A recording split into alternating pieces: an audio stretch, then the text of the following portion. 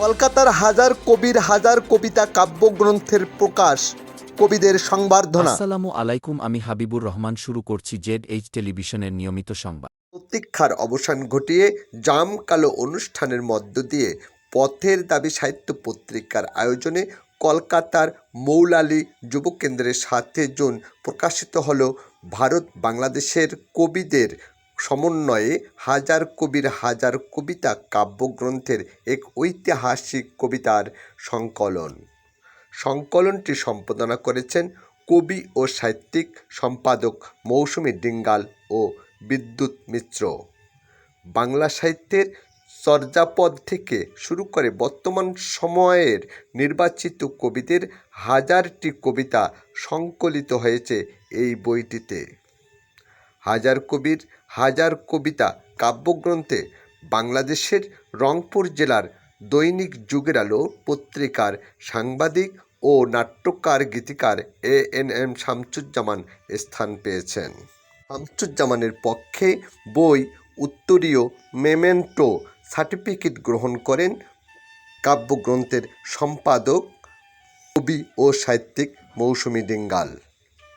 উক্ত অনুষ্ঠানে উপস্থিত ছিলেন কবি বিপ্লব গঙ্গোপাধ্যায়, নির্মল করণ, সারস্বত মণ্ডল, বাদল বর্মন, আঙ্গুরবালা ডিঙ্গাল, চঞ্চল দুবে, রাজীব ঘাটি, শ্বেতা মুখার্জি, সোমনাথ নাগ সহ প্রায় 200 কবি সাহিত্যিক, যারা ভারতবর্ষের বিভিন্ন রাজ্য থেকে শুধুমাত্র এই ঐতিহাসিক কবিতার সংকলন সংগ্রহ করতে ছুটে এসেছিলেন।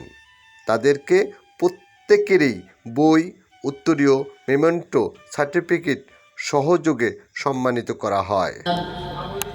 এত আবেগ নিয়ে এত দূর থেকে ছুটে আসা, সত্যি আমরা আনন্দিত এবং কৃতজ্ঞ।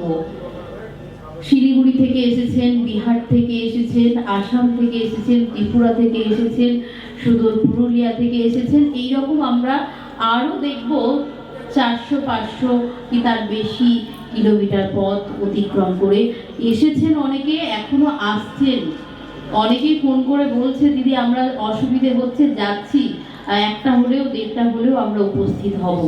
শিয়ালদহ ডিভিশনে কিছু ট্রেনের সমস্যা থাকার জন্য অনেকেই আসতেও পারছে না, অনেকে আবার চেষ্টা করছে দূর পথে আসার।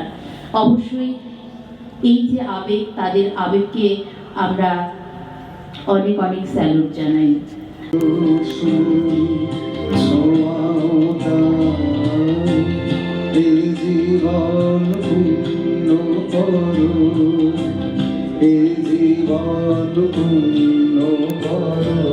কলকাতার বিশেষ প্রতিনিধির সংগৃহীত তথ্যচিত্রে নিউজ ডেস্ক ZH টেলিভিশন।